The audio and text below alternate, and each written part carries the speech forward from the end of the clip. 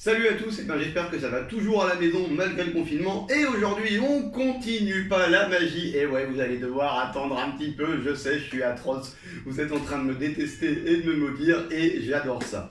Alors aujourd'hui, on va faire la petite histoire en papier, ce qui va permettre d'avoir une petite histoire du soir pour certains. Et puis pour ceux qui aimeraient apprendre à la faire, je vous expliquerai à la fin comment. Et pour ceux qui savaient déjà la faire, souvent, vous venez me revoir à l'école en me reposant des petites questions sur comment on fait tel ou tel passage. Ben là, ça vous permettra d'avoir toutes les explications en fin de vidéo sur comment on fait. Mais on va commencer dans tous les cas par la petite histoire.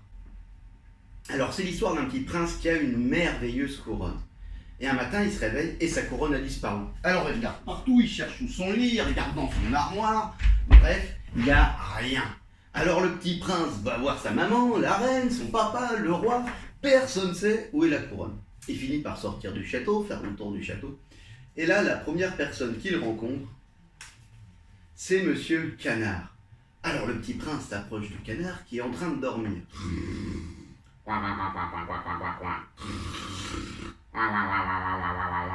Canard, canard, réveille-toi!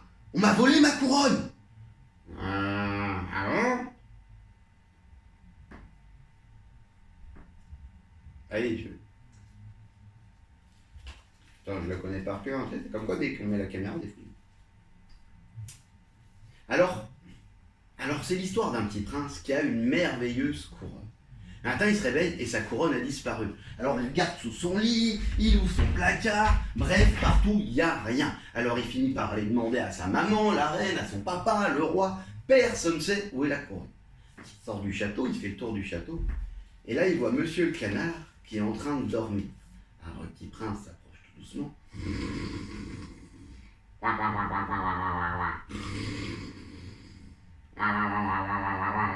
Canard, canard, réveille-toi, on a volé ma couronne. Le canard ouvre un œil, il ouvre l'autre. Qu'est-ce qu'il y a, petit prince? On a volé ma couronne, t'aurais pas vu quelqu'un qui me l'aurait piqué par hasard? Non.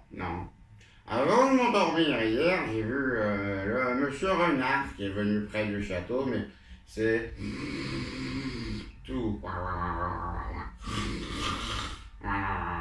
Alors le petit prince court jusque dans la forêt pour trouver monsieur le renard, mais là, dès qu'il arrive dans la forêt, le renard bondit lui dit « Va-t'en, petit prince, je ne viens pas dans ton château, tu ne viens pas dans ma forêt. » Le petit prince se dit « Si le renard est si agressif, c'est qu'il doit me cacher quelque chose. » Le petit prince saute sur le renard et lui ouvre la gueule, et qu'est-ce qu'il trouve dedans? Non, il ne trouve pas la couronne, vous le savez. Il trouve Madame la Poule.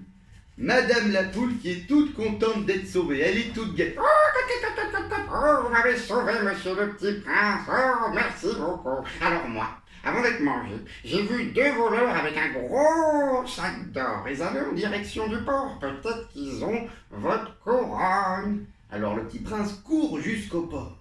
Là, en effet, il se renseigne et il apprend qu'il y a bien deux personnes avec un gros sac qui ont pris un bateau. Le petit prince fait pareil, prend un bateau à voile et commence à partir naviguer sur les flots. Mais à un moment, un énorme orage arrive, l'éclair tombe dans tous les sens. Il y a eu la foudre qui tombe sur la voile du bateau. Le bateau perd sa voile. Le petit prince n'a plus de voile. Et les rames qu'il avait sont tombées durant la tempête. Il fait nuit. Heureusement, il se guide des étoiles pour savoir à peu près où il est. Mais pour avancer, il est bien embêté. Alors toute la nuit, le petit prince va dans la cale du bateau et il travaille. Et au petit matin, il a réussi à inventer le premier bateau à moteur. Avec ça, il a beaucoup plus vite. C'est extrêmement cool. Il arrive très vite sur une plage où il remarque un autre bateau qui, comme lui, a perdu sa voile. Il regarde à l'intérieur, une pièce d'or s'y trouve, il ne doit pas être loin. Il avance sur la plage et là, volant une petite maison, un petit cabanon. Il fait le tour. Il regarde dans chaque fenêtre. Personne n'est là. Alors le petit prince toque à la porte, personne ne répond. Il ne lui reste plus qu'une solution. courir à grande vitesse et donner un grand coup de pied dans la porte. Alors le petit prince recule, il prend son élan, il court, et là il donne un grand coup de pied dans la porte. Oh, oh, oh,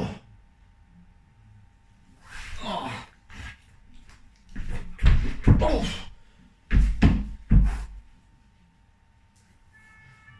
Le petit prince s'était pris les pieds dans un coffre-fort. Il se relève tant bien que mal après s'être cogné la tête. Il regarde dans le coffre-fort et là... Qu'est-ce qu'il trouve? Il trouve... Eh ben non, si vous êtes encore tombé dans le piège, c'est que vous m'avez pas écouté. Il trouve pas sa couronne. Il trouve une casquette. Et ouais. Alors, il essaye, mais sur la tête, il n'en a jamais vu.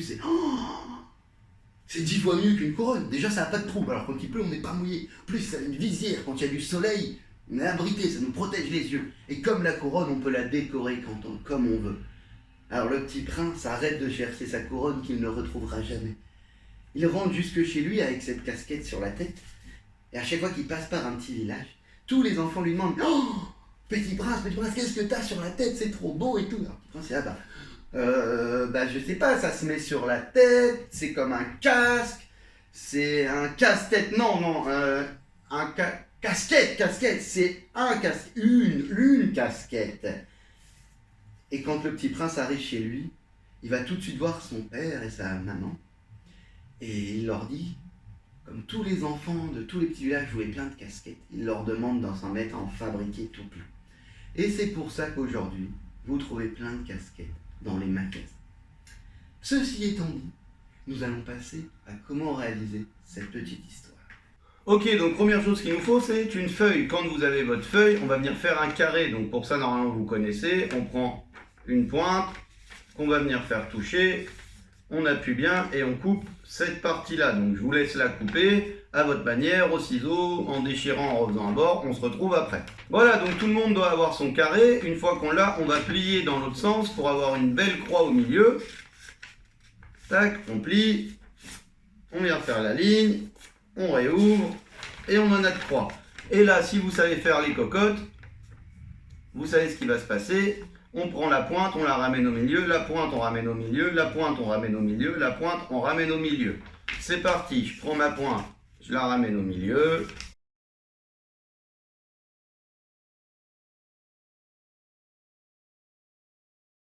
Tac, plus ça sera bien marqué les plis, plus le pliage sera facile après. Quand on l'a fait, alors on doit avoir ça, quand on a bien ça, on retourne la feuille et on recommence. On ramène les 4 coins au milieu.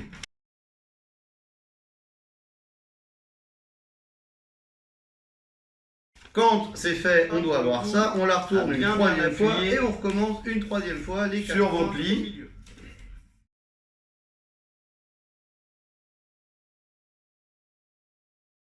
Et quand c'est fait, on doit avoir ça, on retourne encore une fois, mais là, on va pas replier, on va pouvoir commencer. Donc là, si on a bien fait notre travail, on a nos 4 petits pics ici, et on va en choisir 2 opposés.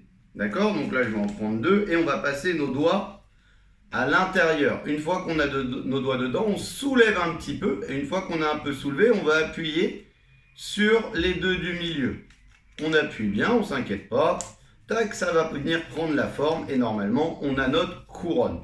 Pour passer de la couronne au canard, après c'est le canard, c'est simple, on va tenir la pointe d'une couronne et l'autre pointe on va la retourner entièrement. Mais quand je dis entièrement, c'est entièrement, faut pas avoir peur, le papier il va pas exploser. Et une fois que la pointe elle est tout en bas, et ben on va venir appuyer au milieu. Et là, on vient bien donner la forme, on a le canard. Après, on va passer du canard au renard. Alors là, ça va, c'est encore facile. On attrape la queue du canard et on va prendre le bec et on va le retourner entièrement. Une fois qu'il est entièrement retourné, on va venir appuyer au milieu et on va avoir la forme du renard. Alors là, c'est le passage le plus compliqué, le passage du renard à la poule. La poule, elle est dans la gueule du renard. Et si on ouvre la gueule du renard, à l'intérieur, on doit avoir 2 pics si vous avez bien fait vos pliages. Donc on va venir soulever un pic un petit peu, on peut mettre son doigt à l'intérieur comme ça, et poser le pouce dessus. Et l'autre côté, on va entièrement, pareil, retourner. Là, je l'ai juste levé, je ne l'ai pas retourné. Il faut aller plus loin, plus loin, plus loin, plus loin. Tac, là, elle est retournée. Une fois que ça c'est fait, c'est toujours pareil.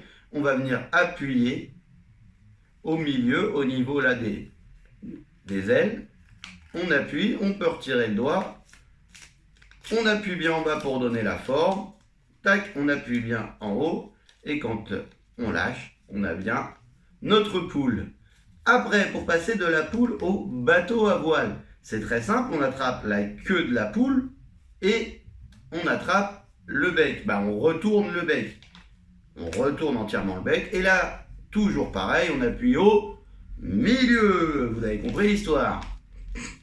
Alors, pour passer du bateau à voile au bateau sans voile, là, j'espère que vous voyez bien, on a un trait au milieu du bateau et un petit trait en diagonale qui viennent former un petit triangle. Je vais poser mes deux doigts là et on a la même chose ici sur le début de la voile. Je vais attraper le début de ma voile et mon but c'est comme si on voulait que nos deux index viennent se toucher.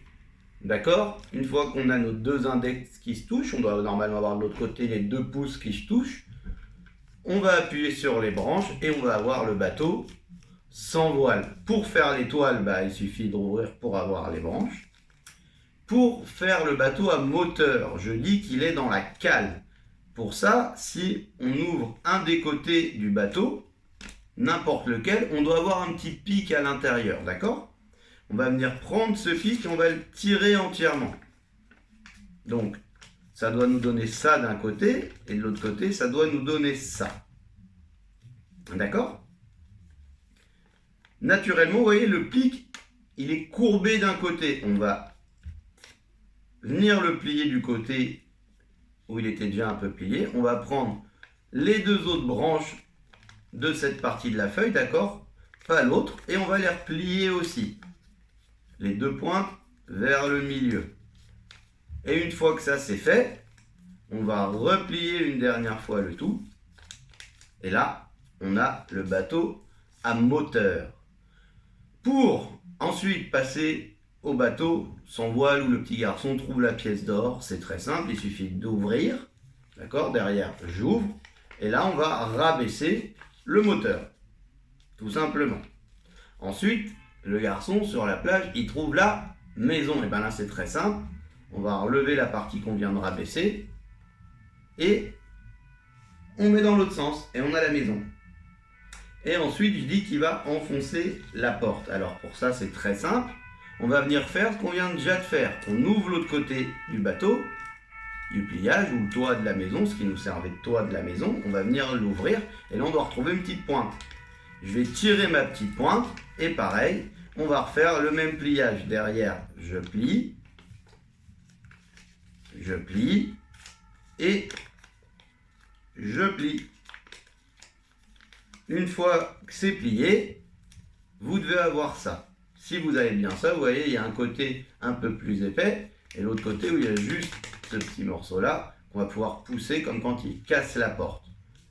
Une fois qu'on l'a poussé, on doit avoir juste un rectangle avec plusieurs couches. Et si on lâche un peu ce rectangle, on doit avoir deux petites languettes sur les côtés.